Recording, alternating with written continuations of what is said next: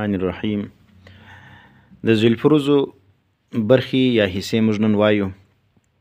مخ د سبقي کې موږ کراس نښان او ټیک نښان او د اولاد او د اخوه وضاحت موږ کړی ولو. بیا یې را تکراروم. کراس نښان د پاره د غیر موجود یا د مړي استعمالیږي، او د صحیح نښان چې کوم دی یا د ټیک نښان د پاره د ژوندي یا د موجود استعمالیږي. او بیا چې کوم دی اولاد سمرات چې دی زوی دی لور ده، د زوی زوی دی، د زوی لور ده، د زوی د زوی زوی دی، د زوی د زوی لور ده. او د اخوه څخه مراد ورور خور دی. دا درې قسمونه، یو حقیقي و، یو علاتی و، یو اخافي و. حقیقي څخه مراد هغه و چې په مور پلار باندې سره شریکان وي، معنی هغه ورور خور چې په مور و پلار دواړه باندې سره شریکان، مور پلار یې وي. معنی علاتی و هغه ته ویل کېدل چې هغه خالي په پلار سره شریکان، مور سره جلا وي. او اخیافي بیا دا ته ویل کېدل چې په مور سره شریکان پلار سره جلا وي، هغه ورور خور. نن موږ راځو ذوی الفروز لره.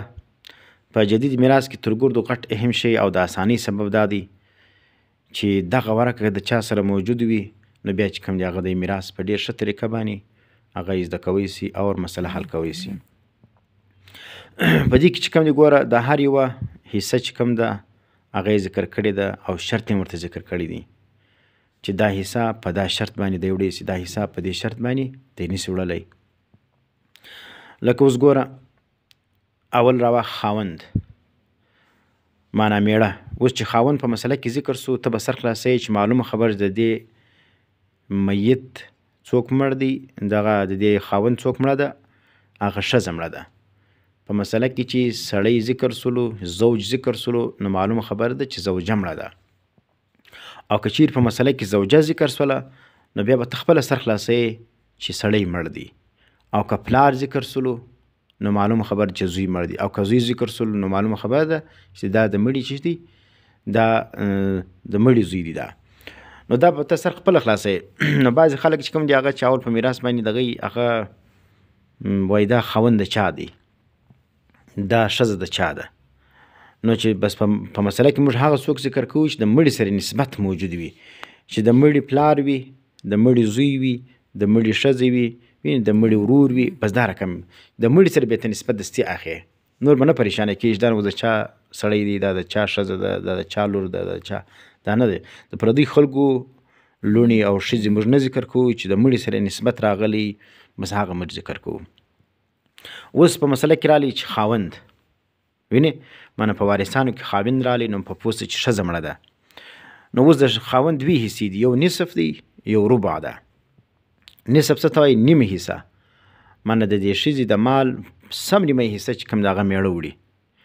خو شرط دا دی چې اولاد به نه وي موجود. څه معنا؟ د ښځې که اولاد نه موجوده، نو بیا چې کوم دی دغه سړی د دې ښځې څخه 1/2 که مسله د 24 جوړېدله، نو 12/24، ځکه د 24 نصف څو دی؟ 12 دی. او دا رقم دویمه حصه چې دا سړی بیا وړي د ښځې څخه، دا څلرمه ده، ربع ده. معنا دغه مال به پر 4 حصو تقسیم کې 1/4، چې مال یې تقسیم کې 4 حصو، په دا 4 کې یوه حصه دا سړی وړي. او که د مسله د 24 جوړوله، ځکه موږ په دا جدید میراث کې بیا مسله د 24 جوړیږي، نو بیا به 6/24، ځکه 6 چوکې 24 یا 4 چوکې نه 4 چوکې 24، ځکه 4 څلرمه حصه دغه 24 چې کوم دی هغه 6 جوړیږي. نو ربع دی وړي په دې شرط باندې چې اولاد به موجود وي. ګوره ټیک نښان موجود دی. نو خلاصه یې دا سوله په ذوی الفروزو کې اوله حصه موږ د چا ده وویله؟ د خاوند ده وویله. خاوند 2 حصې دی وړی سي، یو نصف یو ربع.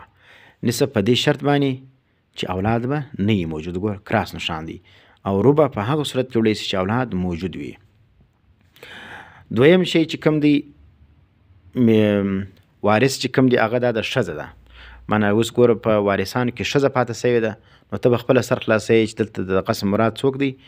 د ښځې څخه معنا دا ده چې سړی مړه سوی دی. چې ښځه ذکر ده په وارثانو کې، نو معلومه خبر چې سړی مړ دی.